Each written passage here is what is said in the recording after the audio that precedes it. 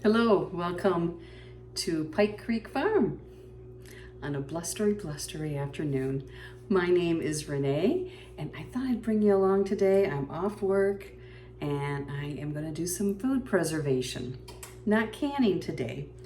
I'm going to roast some squash and pie pumpkin and blanch some broccoli and freeze everything, and then I'm gonna save everything from these squash and pumpkins and make pumpkin guts broth tomorrow. So today's gonna be putting things in the freezer and getting everything prepped. And I thought I would show you how most of you probably know how to blanch broccoli and roast squash, but I thought I would show you how I do it. Thank you for being here. If this is your first time here, I really appreciate you stopping in. My name is Renee and I like to do videos on canning and vintage recipes and cooking and baking and all different kinds of food preservation. So thank you for joining me today. So I'm gonna get everything set up and I'll bring you along. And here is everything I'm gonna process today. There's 4 pumpkins, 3 different winter squash, and 3 crowns of broccoli. I'm gonna start with the broccoli. I have my oven on preheating to 375 to roast all the winter squash and pumpkin. So let me get started. First thing I'm going to do is just runaway squash.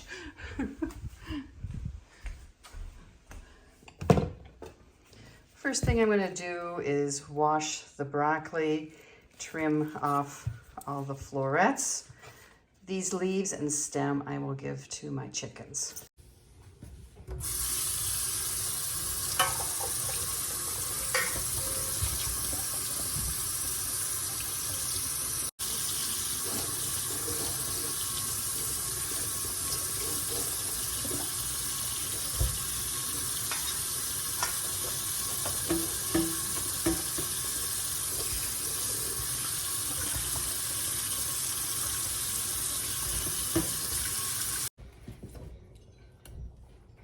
So I have these all rinsed. I'm going to transfer them to a bowl and soak them. You can add salt to the water if you think there's any little bugs or anything. This is really clean broccoli. And let it soak in the cold water just to make sure all the crevices are cleaned out, all the nooks and crannies. But I didn't see anything that there was nothing in this that concerned me. Okay, it is boiling. I'm going to carefully put the broccoli in. I'm not sure if I can fit it all in one. I might need to do 2. There's nothing. And we're gonna have it, when it comes back to a boil, set the timer for 2 minutes.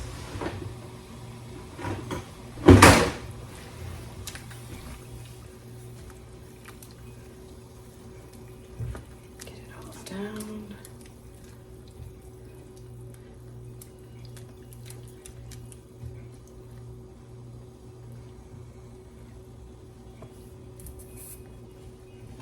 So now we just need to wait for it to come back to a boil. And then we set it for 2 to 3 minutes. I always do the lower end 2.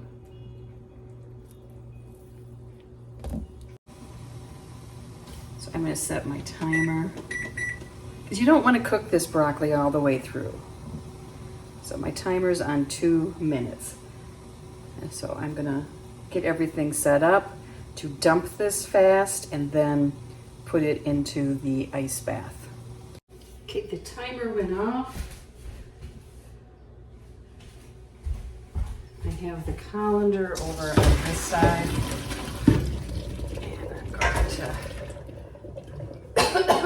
get a steam bath. And then it's going to get dumped right in that ice water. And I turn my water's really cold here. And I just keep adding that to it. And get it all underneath. I'm going to cool it off as quick as possible.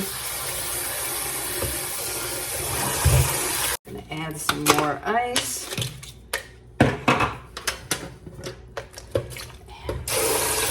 Keep the water coming.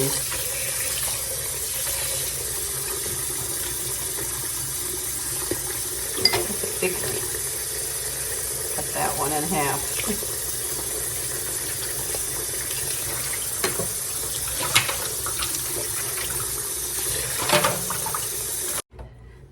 Now I'm going to put this back through the colander. I don't want it just to sit in water.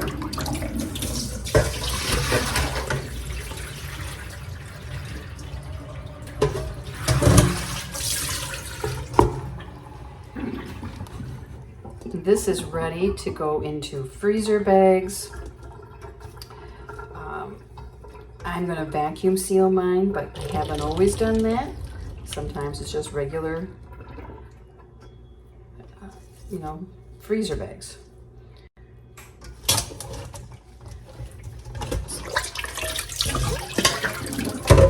I'm gonna let this drain here, and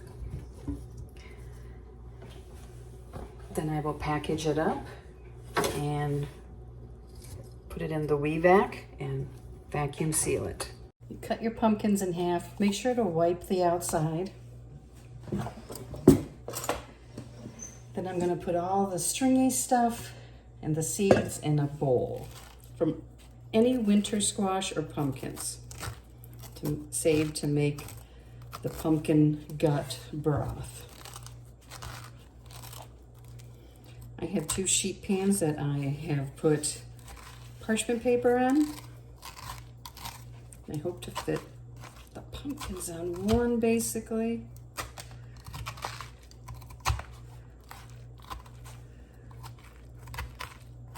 I'm not going to put any seasoning or oil or anything like that on the pumpkin because I just want the pumpkin to be roasted.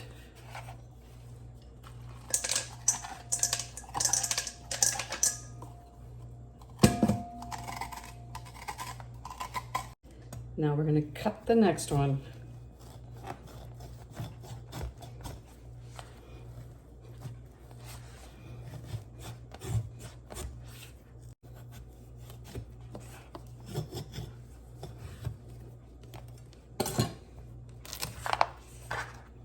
So now we'll scrape out this one, and I'm going to continue this process with the next 2 pumpkins.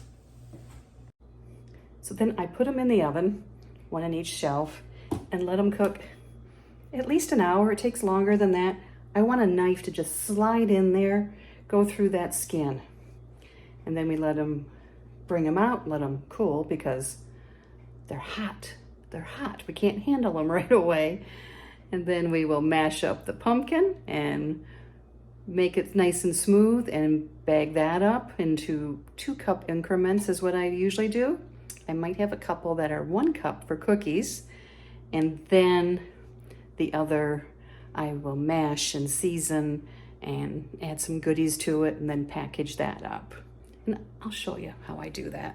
But right now I'm gonna drizzle the oil and do the salt and pepper. I'm doing this left-handed, so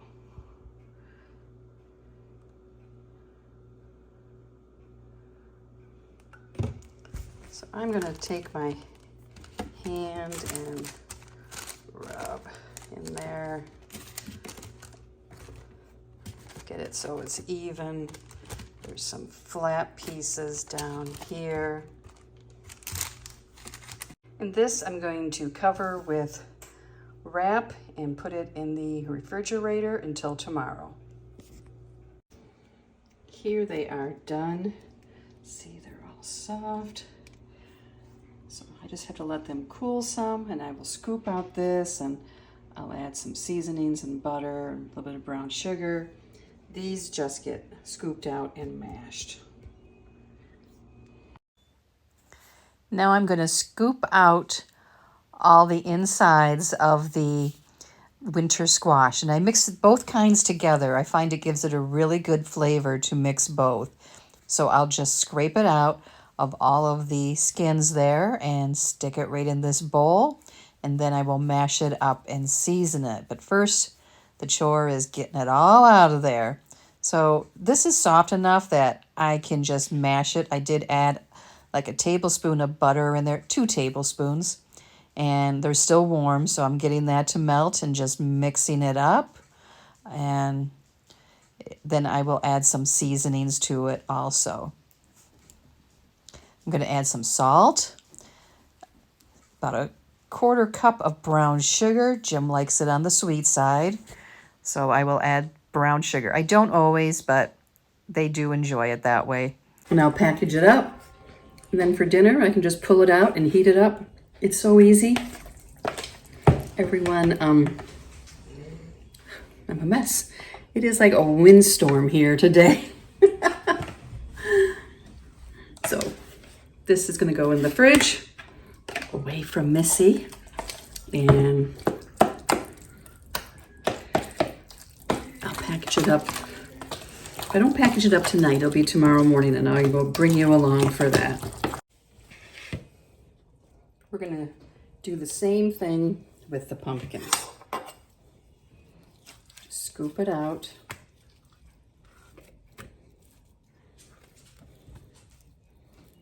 Scrape the shells clean.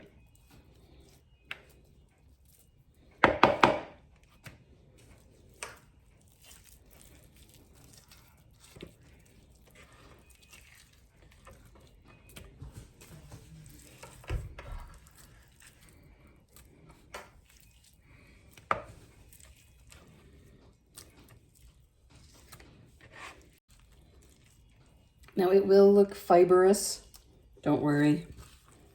It breaks down when you puree it.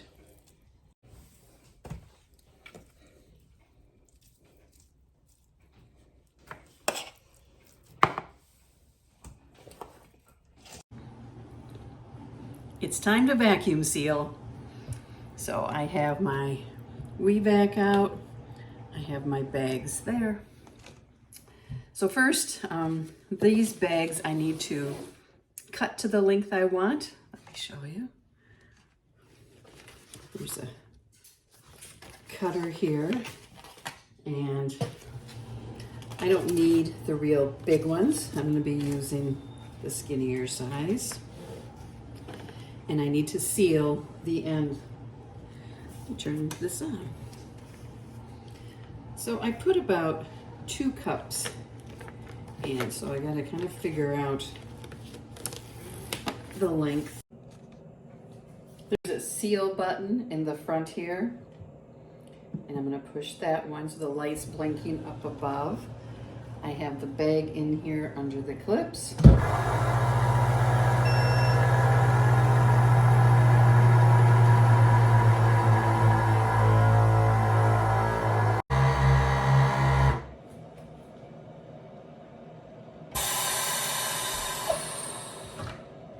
And then it releases. And here is a nice double seal. We'll get to sealing in the broccoli and the squash. And then I'm going to puree the pumpkin, and I'll show you how I do that.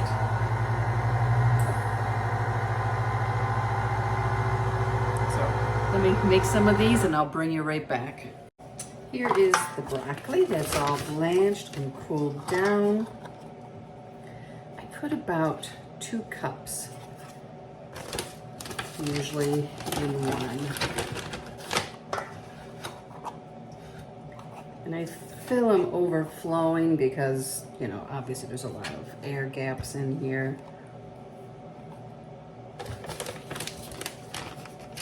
Woo. Well, I need to put 2 more in there. So there's how much is going to go in this one. And for us, this is enough for a meal. For most casseroles, if I want more, then I can grab out 2 of these. I try to not put too much in one so that there's waste. So now, put it in here under the clips. And put the size, it's a small size. And you don't have to have a WeVac. I do have a link down below, the discount. You can have any other kind of vacuum sealer, a seal-a-meal type one, or just use freezer bags. And here's a trick. Get a big bowl of water, and if you put the bag into the water, it makes the air come out, and then seal it. And you get a pretty good vacuum seal that way too. So you don't have to go buy this, and they do have different sizes and options with this, and there's other brands too, but I do highly recommend this. And man, I'm just so happy with the nice clean seal that I'm getting in all my food, that there's no frost afterwards. The fish looks beautiful, but you don't have to. I'm not trying to say that. You can still preserve food and have it ready in your freezer. So let's lower that, and it does it automatically. And it's loud, I know, I'm sorry. I have this much I'm doing. Should be about 4 meals.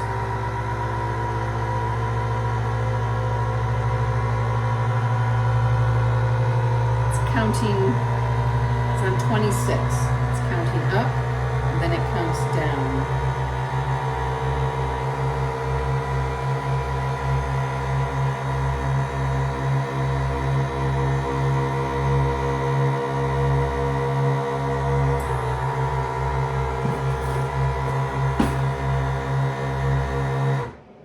Okay.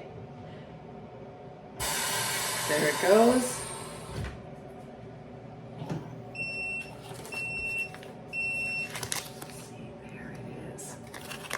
This broccoli is so good. And I think I have just about enough now froze that, like I said, I won't have to buy any broccoli for quite a while. And I just love that I know this was just growing down the road, so I'm very lucky that. But even if you get a good sale on broccoli in the grocery store, you can do this. You know, that way you know how it's preserved and what's in it. So let's put 2 more cups in another bag.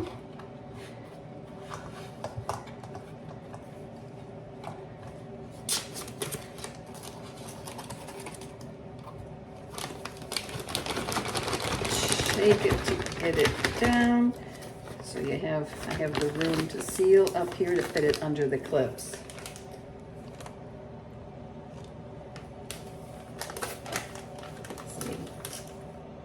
Right there. And just lower the lid.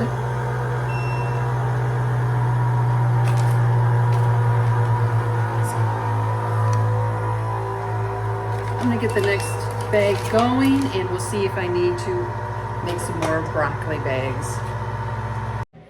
Now it's time for the squash. I have a cup in here.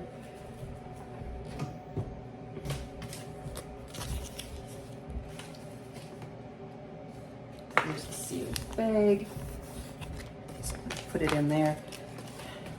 I have this much left in the bowl, so I think I have enough where I'll make 2 packages, because I don't, Jim likes it a lot. So a cup, I need like a cup and a half at least. So.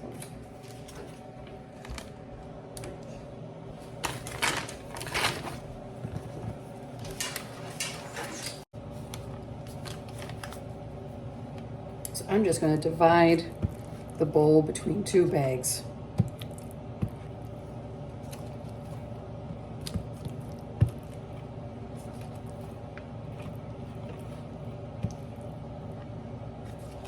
And if you don't have a vacuum sealer, this is really easy to do in regular freezer bags too. You just put it in there and flatten it out and then seal it. So I need to wipe this because I made a mess. Okay, I'm gonna put it in now.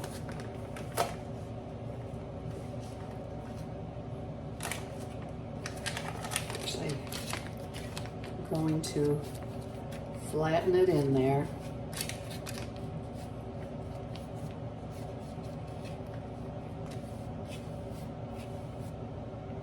And then put it in.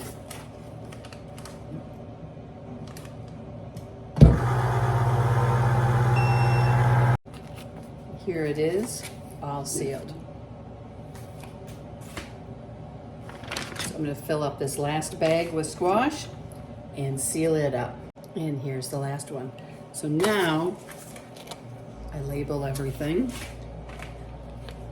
and it all goes right in the freezer. So then it'll be the pumpkin we're going to process now. Here's my pumpkin. This has no seasoning or anything in it.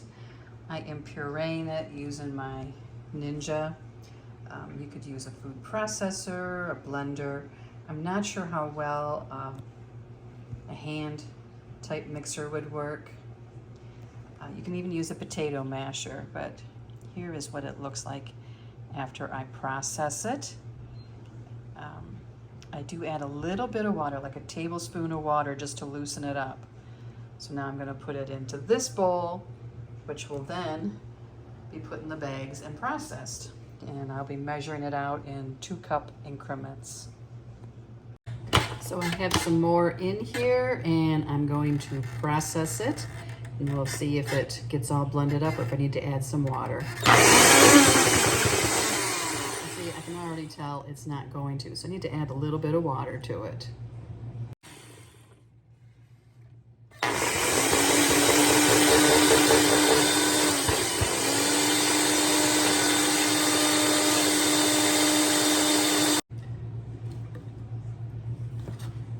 This is what it's looking like.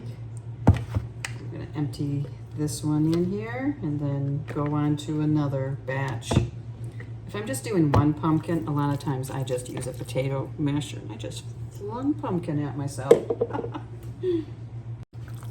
And I mix it together as I process them.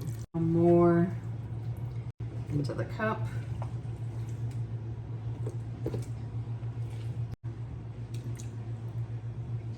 Just a little bit.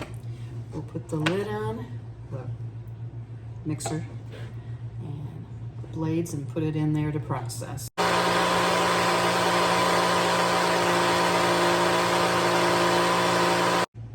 And there it is. So I'm going to keep processing the rest of this pumpkin and get it ready to vacuum seal. And I just wanted to mention too that this has to be frozen to be preserved. It cannot be canned. It's too thick, too dense. There's no approved recipe for that. You can can chunks of pumpkin, but not the puree. Here it is all pureed. I did some water pooled around here, or liquid, and I did drain that off. I have two cup bags so far. I'm going to do a 1 cup bag because this was smaller, and I'm folding the edge down and then it will stay open, and then when I fold it back up this isn't as dirty.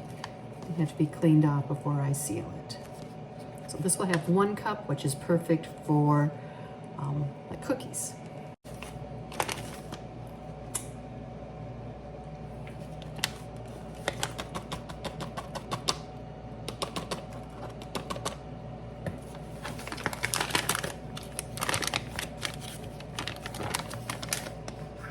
And this isn't as messy. Flatten it out some, and into the sealer it will go now. And here's a 1 cup portion.